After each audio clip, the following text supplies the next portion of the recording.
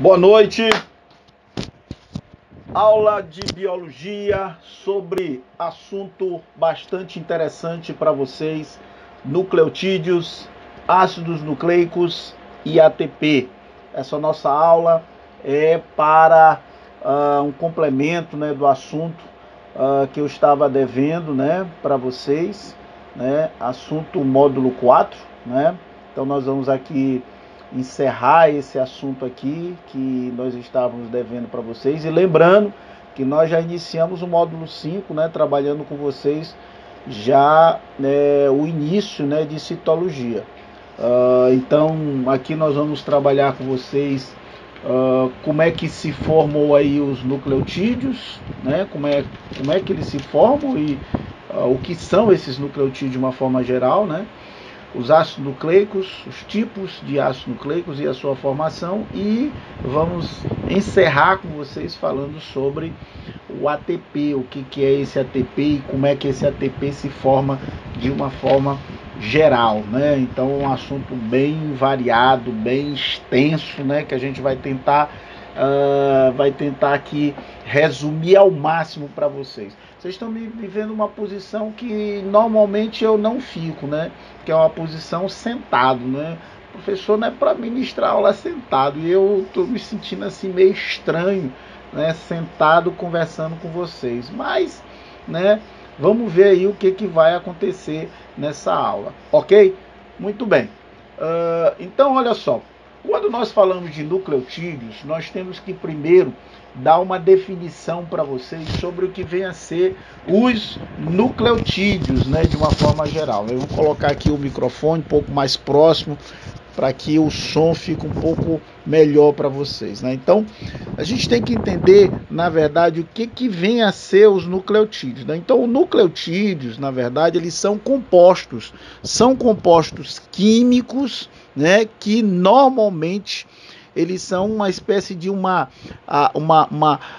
associação entre o que a gente chama de um carboidrato, né, um açúcar, que é um açúcar do tipo pentose, com um radical fosfato, né? E do outro lado nós vamos encontrar as chamadas bases nitrogenadas, que aí a gente vai diferenciar essas bases nitrogenadas quando você trabalha os tipos de ácidos nucleicos, né?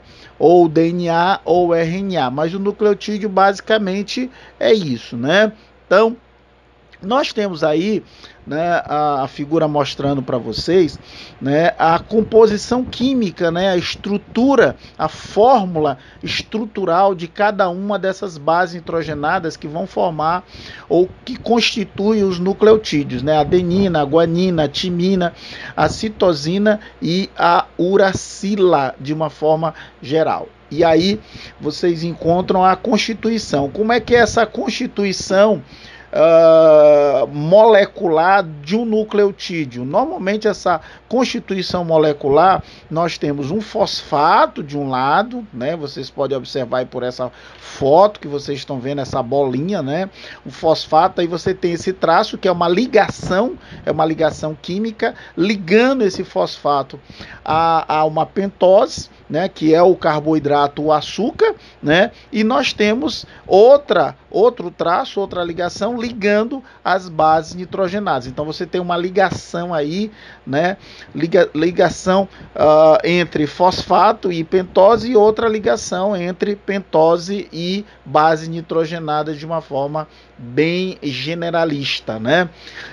Os nucleotídeos, de uma forma geral, vocês observam aí nessa tela, mostrando para vocês o que vem a ser esse nucleotídeo, né? Essa constituição química de um nucleotídeo. Você tem um grupo fosfato ligado a um carbono 5 da pentose, né? Nós temos aqui esse grupo fosfato, ó, ligado, né, com essa bolinha amarelinha. Nós temos do outro lado a base nitrogenada. Essa base nitrogenada que nós colocamos para vocês aí é a timina. Nós estamos representando ela basicamente, e observe que ela tem uma ligação aqui ligando, né, a timina, né, ao carbono 1 né, da pentose, né, que nesse caso aqui, essa pentose que nós colocamos para vocês é uma desoxirribose, ou seja, nós estamos mostrando para vocês aqui uma constituição de um DNA. Então, nucleotídeo é isso que eu coloquei para vocês, é uma molécula de açúcar, uma base nitrogenada e mais a molécula de fosfato, né? Então, os nucleotídeos, eles são, na verdade, eles são isso. Agora, que fique bem claro para vocês que quando nós falamos, né, da união de apenas a pentose com uma base nitrogenada, ou seja, sem o radical fosfato, né, nós não estamos falando em um nucleotídeo, nós estamos falando em um nucleosídeo. Então, o nucleotídeo é um nucleosídeo unido a um fosfato. Então, nucleotídeo, o que ele vem a ser? É a pentose com a base e mais o fosfato. Quando eu tiro o fosfato e eu deixo apenas a base nitrogenada ligada ao fosfato, eu já não tenho mais um nucleotídeo, e sim eu vou ter um nucleosídeo de uma forma bem clara e diferenciada. Então, nessa tela aí vocês conseguem diferenciar bem o que vem ser um nucleosídeo. Então, o nucleosídeo é o que? É quando eu pego uma base nitrogenada e essa minha base nitrogenada ela está ligada a quem? A um carboidrato, e esse carboidrato é a minha pentose, né? É a minha pentose, que é o meu açúcar. Novamente aí eu coloquei para vocês agora uma ribose e eu coloquei do outro lado uma base nitrogenada, que eu estou representando essa base nitrogenada como sendo a minha adenina, né? A minha adenina, ok? Os nucleotídeos, no nucleotídeo, né, eu vou encontrar o que basicamente lá? Eu vou encontrar o fosfato, que esse fosfato aí é um derivado do chamado ácido fosfórico, né? Que a gente conhece isso aí, esse ácido fosfórico, né, quimicamente, pelo H3PO4 que vocês estão observando aí nessa tela, né?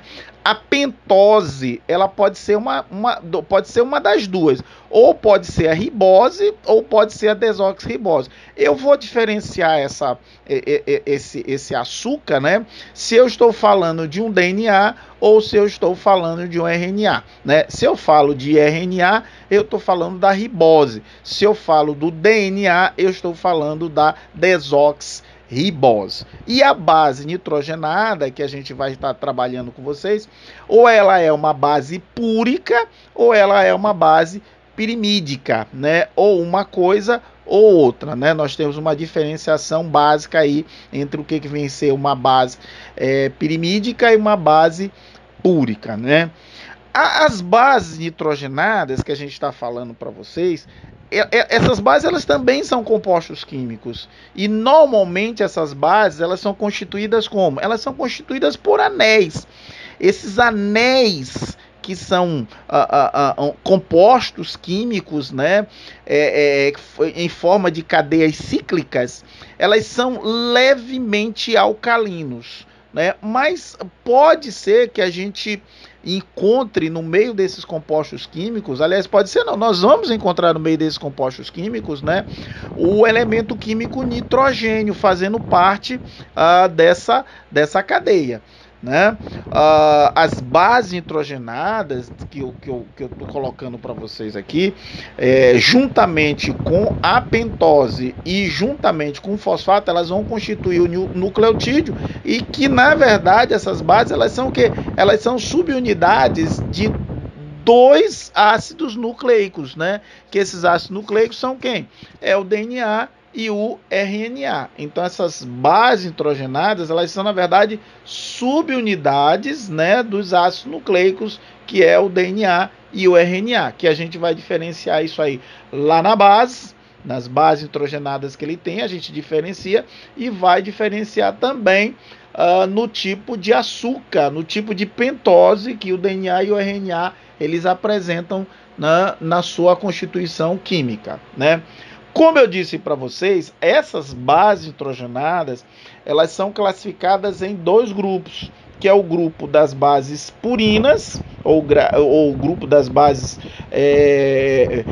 púricas, né? Purinas ou púricas, e o grupo das bases que a gente fala de pirimídicas ou pirimidinas, né? Então nós vamos diferenciar para vocês o que vem a ser essas duas bases. Então as bases consideradas púricas, as bases nitrogenadas consideradas púricas, são duas, né? A adenina e a guanina. Normalmente essas duas bases, elas são maiores. Por que elas são maiores? Porque na constituição química delas, elas vão apresentar o quê? Mais de um anel, né? Ou mais de um anel aromático, é o que elas vão apresentar. Então essas bases, elas são consideradas o quê? Elas são consideradas púricas ou purinas, né? Essas bases nitrogenadas. As bases pirimídicas, né, que nós definimos, é a citosina, né, a uracila e a timina. Repare bem que eu não comentei para vocês, mas essas bases, elas têm simbologia. Então, por exemplo, a base adenina e a base guanina, a gente vai representar a adenina pela letra A maiúscula e a guanina pela letra G maiúscula. A citosina pela letra C maiúscula, a uracila com a letra U maiúscula e a timina com a letra T maiúscula.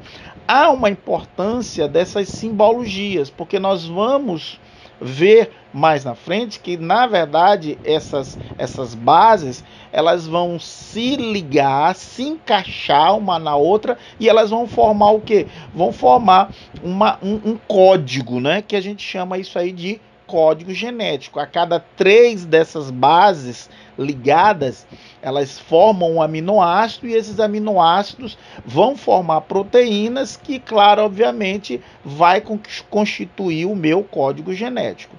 A citosina, a uracil e a timina, elas, comparado em dimensão, por exemplo, elas são menores do que as bases adenina e guanina.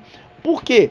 Porque em comparação a elas, elas vão apresentar um anel que eu falo, menos, uma quantidade menor de anel. Então isso faz com que essa composição química dessas bases, elas sejam consideradas menores quando comparadas às púricas, né, de uma forma bem complexa para vocês, né? Como eu disse a vocês, né, o que vai acontecer? Essas bases nitrogenadas, elas vão se encaixar, elas vão se ligar uma à outra e, claro, obviamente, elas vão formar o quê? Elas vão formar mais na frente aminoácidos, vão formar um código que eu disse para vocês. Então elas se combinam, né? De que forma elas se combinam? É de qualquer jeito? Não, não é de qualquer jeito. Por exemplo, a adenina, ela só se liga à timina, e a citosina só se liga à guanina, né? Então essas bases, elas têm esse encaixe, né, que é um encaixe perfeito, que faz com que essas bases, elas se encaixem aí nessa constituição. Isso é importante para nós, de uma forma geral, isso é importante para a gente, né? Uma outra coisa que nós temos que, claro, obviamente, destacar para vocês é que essas bases, elas vão se ligar como? Lembra que eu falei para vocês da ligação química que eu disse para vocês? Pois é, essa ligação química que está fazendo a ligação, a gente chama essa ligação de hidrogênio, né? É essa ligação entre essas bases que elas vão formar o quê? Ou ela vai formar o meu DNA, ou ela vai formar o meu RNA. O arranjo vai ser sempre o mesmo. As ligações, essas pontes, elas vão estar fazendo a ligação entre essas bases nitrogenadas, né? Ligando essas bases nitrogenadas para que essas bases nitrogenadas formem os meus dois ácidos, né? Que é o ácido desoxirribonucleico e o ácido ribonucleico, né? Que é o DNA e o RNA. né? Outra coisa que é importante para que vocês entendam também é que esses padrões, né, de constituição do DNA, do RNA, dos nucleotídeos, nucleosídeos, eles foram definidos, né? Foram definidos lá na década de 1950 por dois pesquisadores, né? Como vocês observam na tela, o James Watson e o Francis Crick.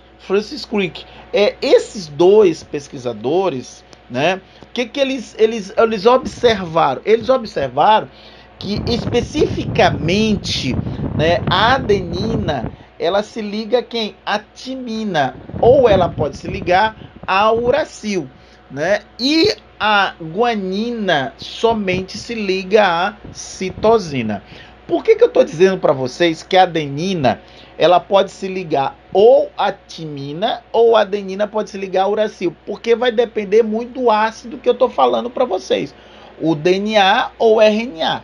Então, o DNA ele tem adenina, timina, citosina e guanina. Já o RNA ele tem adenina, a uracila e tem a citosina e a guanina. Então, essa adenina ela pode se ligar à timina ou ela pode se ligar a uracil. O que vai definir isso é o tipo de ácido nucleico que a gente está falando para vocês. Se é o DNA ou se é o RNA de uma forma geral. Esses dois tipos de pareamento de bases, ou seja, a adenina se ligando à timina ou a adenina se ligando à uracila e a citosina se ligando à guanina, sempre nesse ordenamento, né? Então esse pareamento ele vai se predominar, ou seja, vai ser predominante, né, nas fitas, que são as fitas moleculares, que elas vão fazer o quê? Elas vão se complementar e vão dar origem a quem? Ao DNA e ao RNA.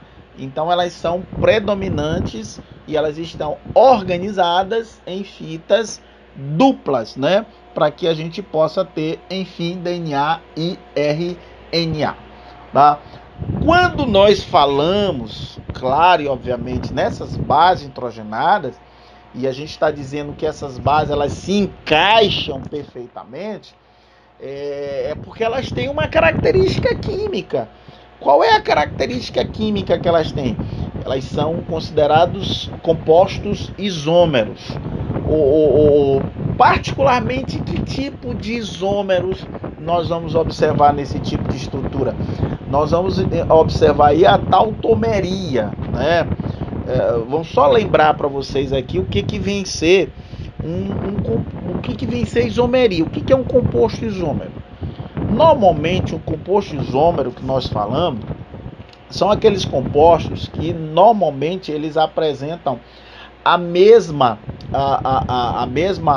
fórmula molecular, mas eles diferem no que diz respeito à sua fórmula estrutural. Só relembrando aqui a vocês, a gente tá toda hora tocando nessa questão aí da química, né? As substâncias químicas elas apresentam o quê? Uma fórmula eletrônica, uma fórmula estrutural e uma fórmula molecular, né? Quando você fala em isomeria, você está dizendo o quê? Que os compostos que são considerados isômeros, que aí depende muito, né, do que você está falando, essa isomeria, se é uma isomeria plana, se ela é espacial, se ela é óptica, né, se são isômeros de posição, se são de cadeia, o que eles são. Mas eu tenho que entender só o quê? Que quando eu falo em isomeria, eu estou dizendo para vocês que esse composto isômero ele tem mesma fórmula molecular e ele tem diferentes fórmulas estruturais, né? Ok? Beleza? Tudo bem. Então, só definindo isso com vocês. Esse pareamento de bases que eu estou falando para vocês, ele é um pareamento muito específico.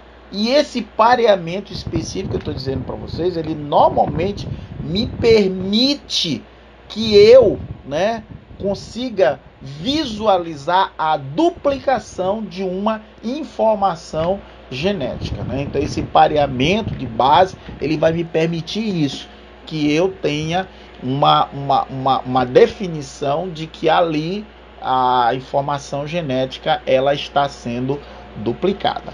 Geralmente, turma, essas bases, como é que elas vão se encontrar?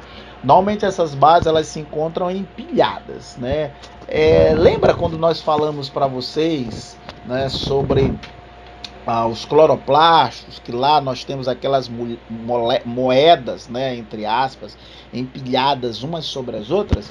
Então as bases elas podem estar dessa forma, né? Elas podem estar empilhadas como se elas fossem moedas umas sobre as outras, né? Só que o plano de empilhamento dos anéis que vão formar essas bases é um posicionamento quase que paralelo. E como é um empilhamento paralelo, significa dizer que deve existir alguma força, né, que prenda essas bases uma ao lado da outra, né? E que força é essa? Nós dizemos que são interações que se combinam. Essas interações não são interações qualquer. Nós chamamos essas interações de Van der Waals. Antigamente nós chamávamos isso, no estudo da química, nós chamávamos isso de forças intermoleculares, né? Então essas forças, né, que existem entre essas bases são interações moleculares. Como vocês podem observar agora nessa tela aí, ela tá bem legal para vocês, dá para vocês observar isso. Olha a molécula de DNA aí, e aí eu destaquei para vocês as bases. Olha as basezinhas aí bonitinha, ó, lá citosina, guanina, timina, adenina nas suas cores, e observe como elas vão se encaixando, e observe que olha esse arranjo, né, que a gente está observando aí nessa molécula. Observe essa espiral que essa molécula normalmente ela forma, né, e depois ela vai abrir aquilo ali, né, para formar mais na frente o que? Você sabe aí, a gente já viu essa questão do dogma central da biologia. Então você vai ter o DNA, que vai formar a molécula de DNA, que vai formar o RNA e que vai formar a minha proteína. Então mais na frente nós temos enzimas, que essas enzimas são enzimas especiais, que elas conseguem abrir essa molécula aí e depois conseguem fechar essa molécula novamente, formando compostos químicos importantes para nós. Então queremos só aqui relembrar vocês, né, que as forças de Van der Waals são forças intermoleculares, como eu coloquei para vocês agora há pouco. E as forças de Van der Waals, elas estão normalmente presentes em compostos que a gente diz que são moléculas apolares. Lembrem-se, molécula polar é uma coisa, molécula polar é outra coisa. As moléculas polares é porque elas têm os polos, né? Polo positivo e polo negativo. Normalmente as moléculas apolares elas têm o que? Os mesmos polos, né? As forças de Van der Waals, elas também são chamadas de quê? Normalmente a gente chama essas forças de Van der Waals de polo induzido, né? Antigamente essas forças eram chamadas de forças de dispersão de London, ou ponte de London, como elas eram chamadas antigamente, né? Hoje a gente trabalha mais com dipolo induzido, né? Ok? Então aí essa primeira parte a gente encerra com vocês das bases nitrogenadas. Vamos falar um pouquinho agora com vocês voltar a falar com vocês agora sobre os nucleotídeos. Então eu disse para vocês que os nucleotídeos lá no início, eles são formados basicamente de quê? Nós vamos ter uma base nitrogenada, nós vamos ter o radical fosfato e nós vamos ter o açúcar. Então isso vai formar a minha base, o meu nucleotídeo, né? O meu nucleosídeo eu não tenho o radical fosfato. Então nucleotídeos, como eu falei para vocês, eu posso ter dois tipos de nucleotídeo. Eu posso ter um ribonucleotídeo, que nesse caso esse ribonucleotídeo ele é formado de quem? De uma pentose, que a pentose é a ribose, e mais, né, mais o que precisa, né, o fosfato e também o fosfato e mais a base nitrogenada. E eu posso ter também os chamados desoxirribonucleotídeos. O que são os desoxirribonucleotídeos? Aí nós já estamos falando de quem? Da pentose desoxirribose, né, que é presente no DNA, e mais as bases nitrogenadas e o radical fosfato presente nessa molécula, né? Então eu diferencio aí o ribonucleotídeo e o desoxirribonucleotídeo, ok? Os nucleotídeos, como vocês estão observando aí nessa tela, né? Nós temos de um lado o RNA, repare que o RNA só tem uma fita, e o DNA eu tenho as duas fitas, né? É o que eu tenho. Então essa é a minha constituição básica, né? A minha constituição química básica, né? Quando eu falo de RNA e eu falo de DNA. Aqui, já entrando no assunto de formação de ATP, nós temos também que entender uma outra coisa, é que essa molécula nucleotídeo, né, para ela funcionar, ela precisa de energia, e essa energia ela vem de algum lugar ou de alguma estrutura. E normalmente essa energia que a gente fala, né, para que haja esse metabolismo celular, ele vem de onde? Vem do chamado ATP, que é a adenosina trifosfato ou trifosfato de adenosina, né? Então, essa é a minha moeda energética, né, para que eu possa realizar essa atividade metabólica que é condizente com a ação e a função dos nucleotídeos, ok? Vamos passar esse slide aqui, eu vou passar esse slide para vocês, né? Porque na verdade nós queremos trabalhar com a questão da formação dos nucleotídeos, né? Então aqui, mais uma vez, a gente tem que definir para vocês como é que funciona essa questão dos nucleotídeos. Os nucleotídeos, gente, eles podem se ligar. Eu posso ter vários nucleotídeos ligados, né? Então, quando eu tenho vários nucleotídeos ligados, eu estou dizendo que eu tenho o que ali? Eu tenho um polinucleotídeo, né? Esses polinucleotídeos é uma molécula muito grande. Então, essa molécula grande, ela é chamada de quê? De polímero, né? Um polímero. Então, quando eu tenho vários nucleotídeos ligados, formando um grande encadeamento, né? Eu digo que isso é um polinucleotídeo, certo? Então esse polinucleotídeo ele é um polímero. E você já sabe, que eu já falei com vocês, que se eu tenho um polímero, eu vou ter os compostos que vão formar um polímero. E quem forma polímeros são monômeros. Então eu deduzo o quê? Que os nucleotídeos, eles são o quê? Monômeros. Então, se eu pegar vários monômeros, vários nucleotídeos e fazer a ligação entre eles, eu vou ter o quê? Um polímero. Esse polímero é o meu polinucleotídeo, né? Os nucleotídeos, eles são capazes de se ligar um ao outro ou uns aos outros, originando moléculas muito grandes, que são os polímeros que nós estamos falando para vocês. Dependendo do número de nucleotídeos que vão se ligar, a gente pode ter na molécula o que? Dinucleotídeos, trinucleotídeos, tetranucleotídeos, e aí vai depender muito da quantidade, né, de nucleotídeos que eles vão se ligar. Então os polinucleotídeos é a cadeia maior, que é o polímero que nós estamos falando para vocês, né? Os nucleotídeos é a cadeia menor, que são os monômeros que nós estamos comentando com vocês. Quando esses nucleotídeos, esses monômeros se ligam, eles formam quem?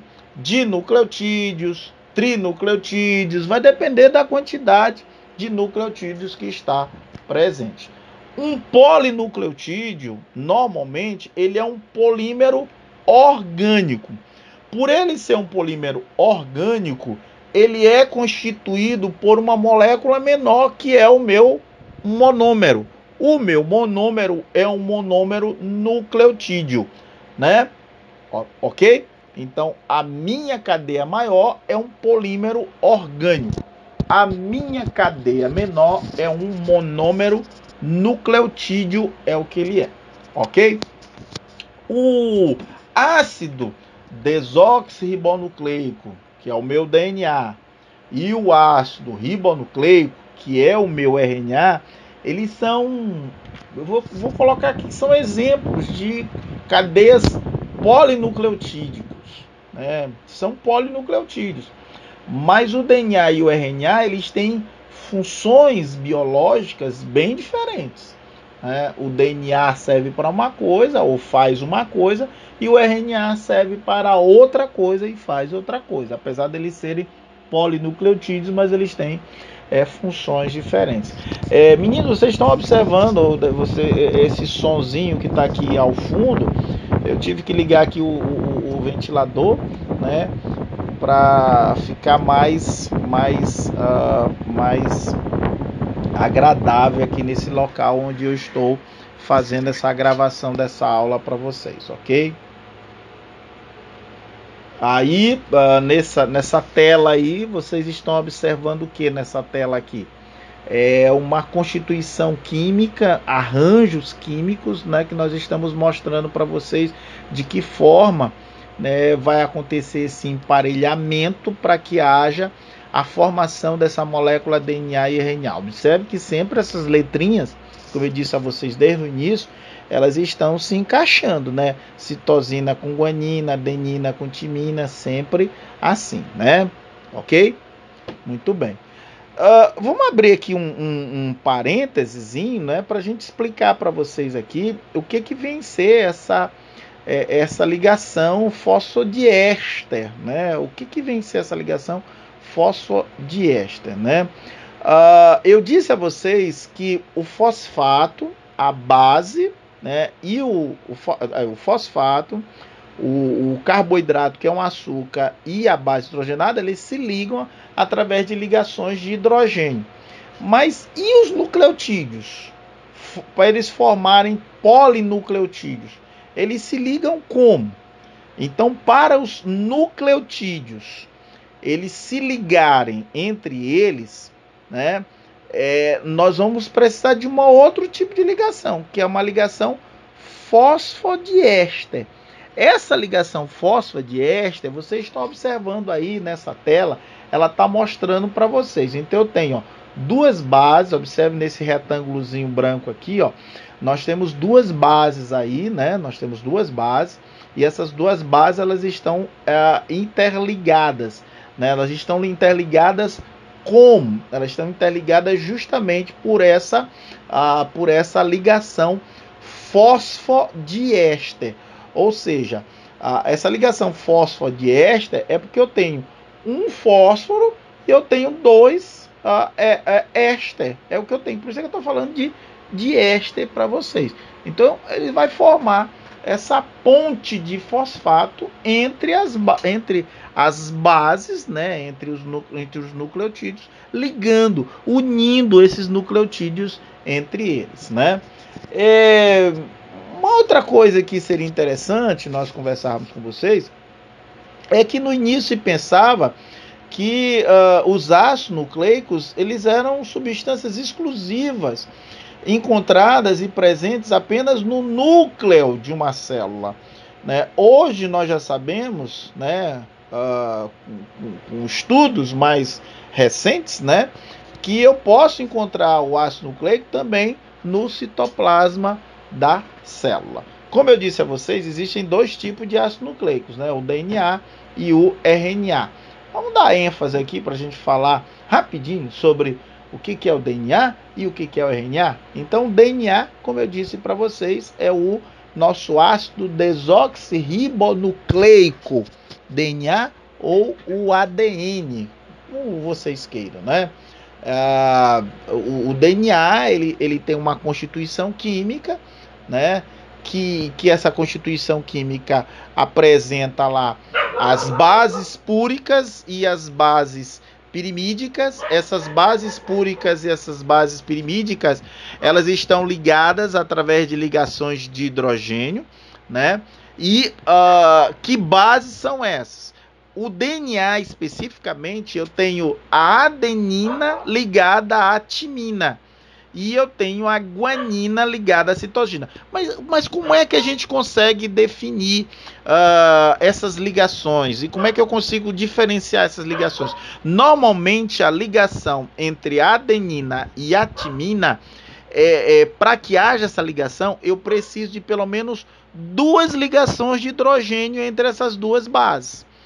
Quando eu falo da ligação entre a guanina e a citosina, eu preciso de 3 ligações. Isso é importante para vocês, meninos. Isso é importante para vocês, porque eu preciso, eu sabendo dessas 2 ligações, eu sei quem tem mais facilidade de ser quebrado ou quem tem mais dificuldade. Eu sei disso. Então isso aí é importante para vocês saberem. Então essas 2 ligações de hidrogênio entre a adenina e a timina, e entre a guanina e a citosina nós vamos ter 3 ligações. Olha aí, olha só esse slide aí mostrando para vocês o posicionamento dessas ligações aí. Repare nas duas, no emparelhamento de cima, né? A gente tem a guanina e a citosina, e olha as 3 ligaçõezinhas lá mostradas para vocês. E na parte de baixo vocês observam que a adenina e a timina, e a gente tem novamente as 2 ligações. Então, 3 ligações para cima entre a guanina e a citosina e 2 ligações para baixo entre a adenina e a timina, né? Então, por esse motivo, é que se diz que essas 2 cadeias polinucleotídicas, elas vão compor o quê? A molécula de DNA de uma forma o quê? Complementar, ok? Então aí a gente consegue novamente observar, olha a representação plana, né? Olha a representação plana da molécula de DNA. A gente tem um fosfato, tem um açúcar e as bases lá interligadas, né? Observe que entre o A e o T tem 2 ligações duplas, né? 2 ligações, aliás, e entre lá a guanina e a citosina tem 3 ligações, ok? E do outro lado nós observamos essa configuração, como é que ela fica, né? De uma forma geral, com aquela constituição básica que vocês sempre ouviram falar, né? Aquela constituição helicoidal da molécula de DNA. Aqui mais outra representaçãozinha para você, mostrando novamente como é que fica isso aí, né? Ok? Muito bem. Então, como eu falei para vocês, se eu pegar, por exemplo, então vamos lá, eu vou pegar um DNA, como eu disse a vocês, uma vai complementar a outra, né? Então, se eu pegar assim uma sequência de DNA, e essa minha sequência ela é constituída, na minha fita simples, ela é constituída como? Eu vou ter lá adenina, timina, citosina, adenina, guanina, adenina e citosina. Eu vou ter só a minha fita só constituída disso. Então, na hora que eu fizer a minha duplicação, o meu pareamento, o que vai acontecer? Lembra que eu disse lá para você no DNA que a adenina só se liga à timina e a citosina só se liga à guanina? Pois é, na hora que você coloca uma molécula simples, uma fita simples de um lado, e essa fita simples ela tem essa sequência, a sequência complementar dela vai ser essa. Então, se eu tenho A em cima, eu vou ter T embaixo. Se eu tenho T em cima, eu vou ter A embaixo. Se eu tenho T em cima, eu vou ter A embaixo, e assim sucessivamente, até eu montar a minha fita. Essa fita que eu montei, ela vai ser o quê? Ela vai ser o complemento da fita simples, formando essa molécula, essa cadeia dupla que nós conversamos de uma forma geral. Vamos dar um exemplo para vocês. Nesse período agora, a gente está falando muito em coronavírus, né?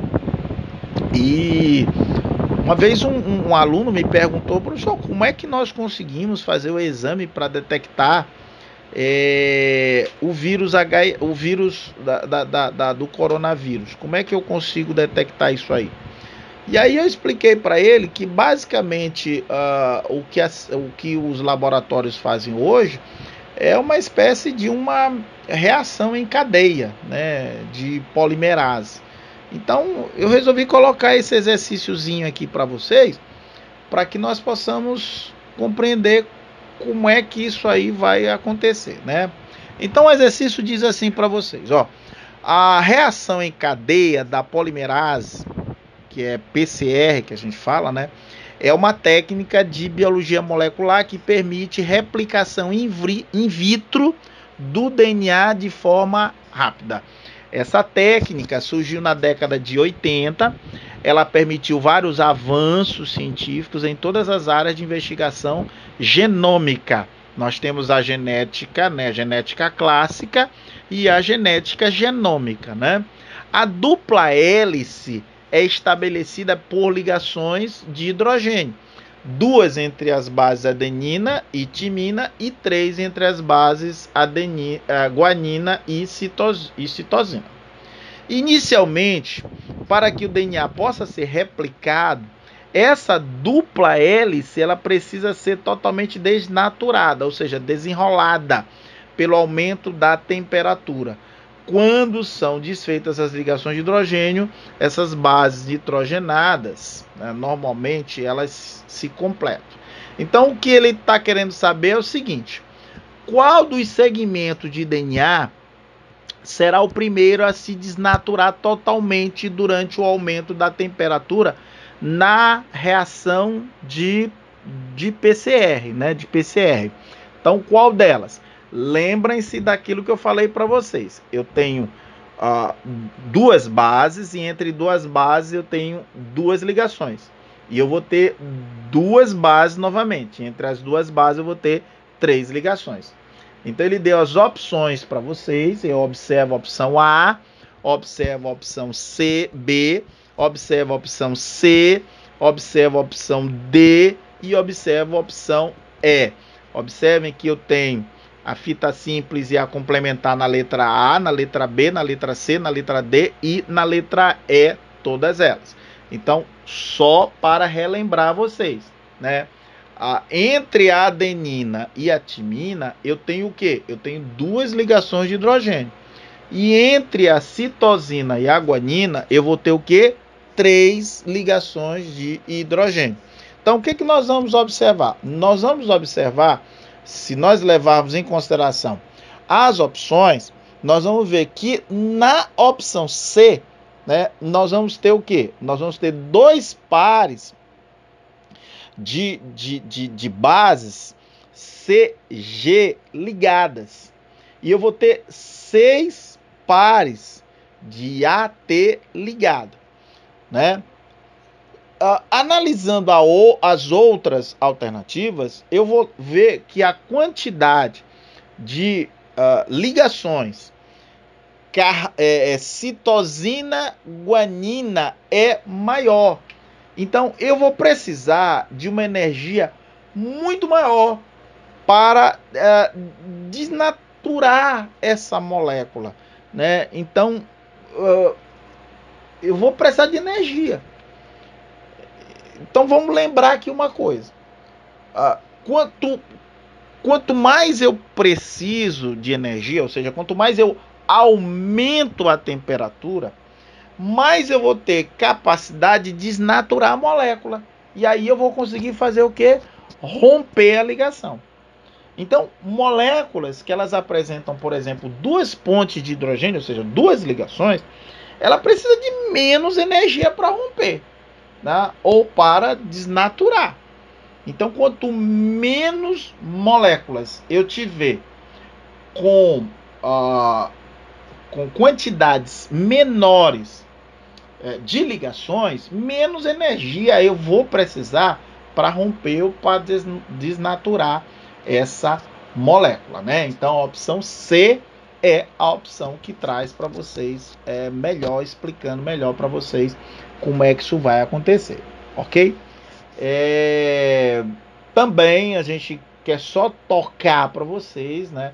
A gente já comentou para vocês que na década de 1950 os dois bioquímicos, Watson e Crick, foram os responsáveis por estudar essa molécula de nucleotídeo, nucleosídeos, as bases e compreender como é que essas substâncias químicas elas se entrelaçavam, né? Então, eles que fizeram isso.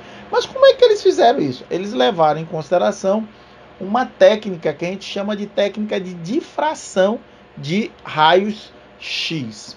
Essa técnica de difração de raio-x, gente, é uma técnica muito usada hoje em laboratórios, é uma técnica única, que essa técnica ela revela importantes orientações ou informações sobre a molécula. Por exemplo, ela informa para a gente a composição química, ela pode informar a estrutura do arranjo cristalino, ela pode informar o tamanho desse arranjo, a orientação preferida, a espessura da camada, né?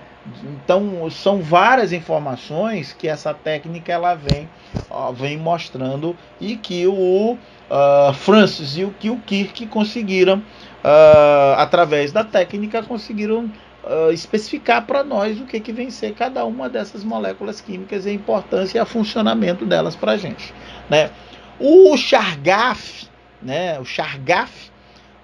O Erwin Chargaff, ele escreveu uma regra, e nessa regra que ele escreveu, ele analisou o quê? Ele analisou o DNA de diferentes espécies, né? E na hora que ele analisou esse DNA dessas diferentes espécies, ele determinou a composição da base presente, adenina, timina, citosina e guanina. E a partir daí, ele fez as suas várias observações e acabou escrevendo o que seria isso, né? Então, as bases, adenina, citosina, guanina, timina, essas bases elas não eram encontradas em quantidades iguais, como se pensava, tá? Como se pensava. E hoje a gente já consegue definir que, na verdade, se eu somar essas bases, eu somar, por exemplo, adenina, mais timina, mais citosina, mais guanina, eu vou encontrar com 100%.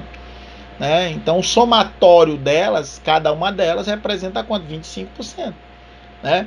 Então, as quantidades dessas bases elas vão variar muito de espécie para espécie. Mas não existe indivíduos, né, que apresentam a mesma sequência na mesma espécie. A gente não vai encontrar isso, né? Essa quantidade, por exemplo, da base adenina, ela sempre ela vai ser igual à quantidade da base timina. A base timina sempre igual à quantidade da base adenina. A mesma coisa eu vou falar para citosina, que sempre igual à quantidade de guanina. É por isso que a gente diz que a adenina se iguala à timina e a timina se iguala à adenina, assim como a guanina se iguala à citosina, a citosina à guanina. Então, isso são regras, né, que são as regras de Chargaff, que essas regras elas foram muito importantes para que o Watson, né, o Watson e o Crick criasse o seu modelo, né, e elaborasse o modelo da dupla hélice de DNA. Então, isso foi importante para eles, esse estudo do Chargaff, né? Então, essas moléculas de DNA elas acabam se diferenciando pela quantidade de nucleotídeos e pela sequência, né, dos nucleotídeos ao longo dessas duas cadeias, ok? O DNA está diretamente relacionado com quem? Com o mecanismo de hereditariedade. Por quê? Porque quando nós falamos em hereditariedade, a gente fala de quem? A gente normalmente está falando do código genético, que é onde nós vamos encontrar as nossas informações, né? Então o DNA ele é fundamental no controle das atividades da célula. E esse DNA que vai dizer quais são as características genéticas presentes no organismo dos seres vivos. Lembrando que o DNA ele é encontrado aonde? Ele é encontrado nas mitocôndrias, é encontrado nos cloroplastos e principalmente lá nos cromossomos. Agora, diferencie, nós estamos falando de DNA para vocês. Cuidado que normalmente as pessoas gostam de falar sobre material genético, né? Então, você voltar lá na citologia e o núcleo da célula, nós vamos ver que o núcleo ele pode estar em divisão e ele pode estar em intérfase. Eu tenho material genético na intérfase e eu tenho material genético quando a célula está em divisão. Quando a célula está em intérfase, o material genético está na forma de cromatina. E quando eu falo na célula em divisão, eu estou falando em cromossomo. Essas duas fitas, elas têm estados morfológicos diferentes, né? Então são materiais genéticos que têm estados morfológicos bem diferenciados. A duplicação do DNA, né, cromossômico, ele vai acontecer antes da célula entrar em divisão. Mas quando é que isso acontece? Bom, se lembrem que antes da célula entrar em divisão, a gente vai falar de quê? Da intérfase, né? Então lá na fase F, na etapa S, na fase S, né, o material genético ele é duplicado para que a célula possa, claro, sofrer uma divisão, né? Beleza?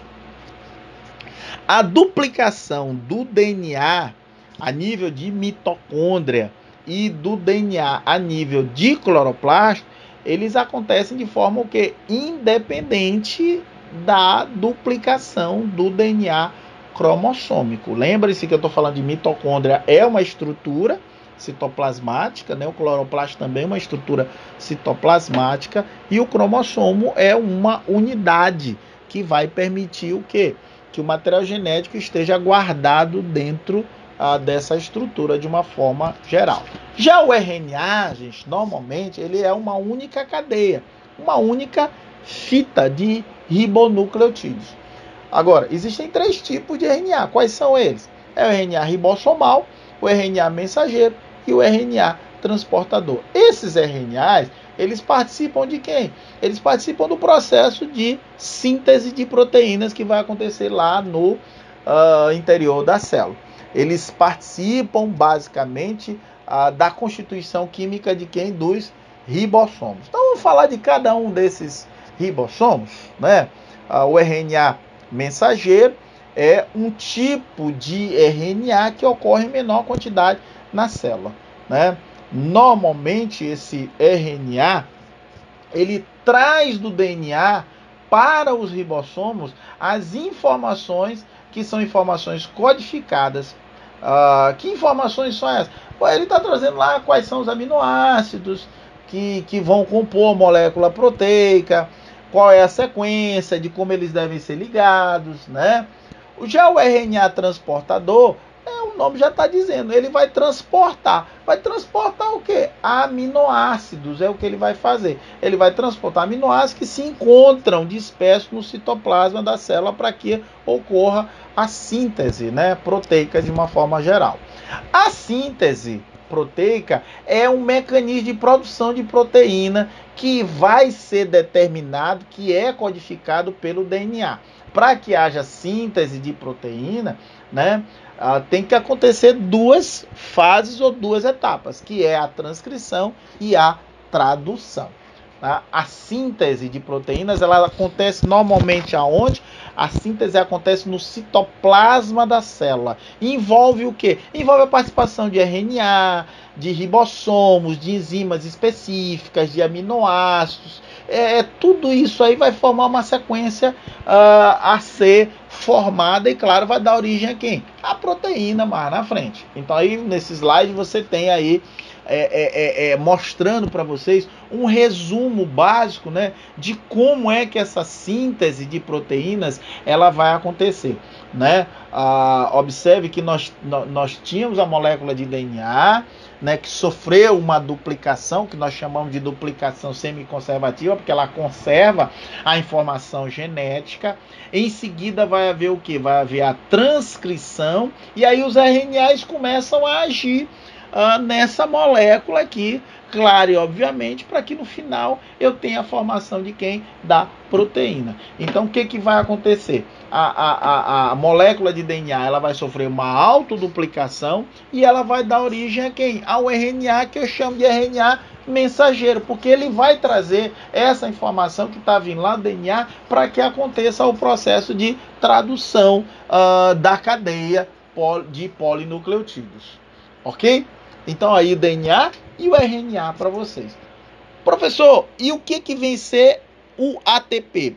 Bom, como eu disse a vocês, o ATP é uma molécula energética. E o ATP, ele é constituído basicamente de quê? Bom, aqui eu não tenho um quadro, né, para a gente mostrar para vocês, mas vamos resumir para que vocês possam entender como é que essa molécula de DNA, de ATP, ela é constituída, né? O ATP, ele já está na ponta, né? Ou seja, já é a molécula pronta. Mas essa molécula, para ela ser produzida, eu preciso do ADP antes e do AMP antes. O ADP é o difosfato de adenosina, o ATP é o trifosfato de adenosina e o AMP é o monofosfato de adenosina. Então, para tudo começar, eu vou ter a base, adenina, né? E eu vou ter essa base, adenina, ligada a quem? Ligada a um açúcar, né? A um açúcar. Então, eu vou ter a adenina, que é uma base, ligada ao açúcar. Então, eu vou ter a adenina ligado a ele. Então, eu vou ter a adenina ligada ao fosfato. Então, essa adenina aí, ela vai formar o quê? Adenosina. Formar adenosina. Então, essa adenosina, eu vou ligar essa adenosina a um fósforo. Quando eu ligo essa adenosina a um fósforo, eu vou ter quem? Eu vou ter a formação do AMP, que é a minha mono, porque eu só tenho um fosfato. Aí eu vou pegar esse AMP e eu vou juntar ele com um mais um P, que ele vai ficar agora com 2P. Por isso é que eu chamo de quê? De difosfato. Mas essa molécula ainda não é energética. Para ela ser energética, eu preciso de mais um fósforo. E aí o que eu faço? Eu junto e formo 3, que é o trifosfato. Então a adenosina trifosfato, adenosina difosfato e adenosina monofosfato. Então você vai do maior para o menor. E eu também posso ir do menor para o maior, como está mostrando aí nessa cadeia para vocês. O ATP, gente, ele é importante para quê? Processo, por exemplo, um processo de respiração celular, né? Nós vamos precisar de muita energia. Então, na primeira etapa, por exemplo, na glicólise, eu vou produzir a energia, mas essa energia está na forma de ADP. Então, esse meu ADP, quando ele é fosforilado, né, ele se transforma em quê? Em ATP, para que eu possa, enfim, realizar as minhas atividades metabólicas, né, como mostra aí para vocês, ok? Bom, e aí só para a gente encerrar com vocês, né? Não, vamos dar só uma pincelada aqui sobre as vitaminas. As vitaminas, elas possuem estrutura bem variada. São normalmente substâncias orgânicas que o nosso organismo ele precisa, mas precisa em quantidade pequena, né? E normalmente essas substâncias, o nosso organismo ele não consegue produzir essas substâncias químicas. Nós temos dois tipos de substâncias químicas aí nesse contexto de vitaminas. Eu tenho as vitaminas consideradas lipossolúveis e eu tenho as vitaminas consideradas hidrossolúveis. As lipossolúveis são vitaminas que elas têm na constituição química delas a substância química lipídio. E já as hidrossolúveis, né, elas têm na constituição química delas água. Só lembrando, né, que as lipossolúveis, elas são solúveis aonde? Em lipídios. E as hidrossolúveis, elas são solúveis aonde? Em hidrogênio, ok? Muitas enzimas, elas podem atuar como o quê? Como chamados cofatores em reações que precisam de enzimas. Significa dizer o quê? Significa dizer, gente, que na ausência de determinada vitamina, não vai haver a formação de uma enzima ativa, né, para que a reação química possa acontecer de uma forma eficiente, ok? As vitaminas lipossolúveis, a ADEC, né, que a gente fala, né, a DEC que a gente fala, né, a vitamina A, vitamina D, vitamina E, vitamina K. Vitamina A chamada de retinol, a D de calciferol, a E de tocoferol e a vitamina K de filoquinona, né? Essas vitaminas lipossolúveis, elas não possuem valor energético. Normalmente o nosso organismo não fabrica, não sintetiza essas vitaminas, né? Quando o nosso organismo normalmente faz isso aqui, ele faz de uma forma muito ineficiente. As vitaminas lipossolúveis, elas são absorvidas pelo trato intestinal, juntamente com a gordura, né? Elas são muito importantes, né? A presença dessas vitaminas aí, juntamente com os ácidos biliares, né, é importante para que haja o processo de digestão. Elas são transportadas, né, na forma de substâncias muito pequenas, que a gente chama de quilimicrons. E elas são transportadas aonde? Ou ela vai pelo sistema linfático, ou ela vai pela corrente sanguínea. Já as vitaminas hidrossolúveis são as vitaminas do complexo B. E aí a gente fala vitamina B1, B2, B6, B12, B3 e por aí vai. E as vitamina C, que é o ácido ascórbico, né?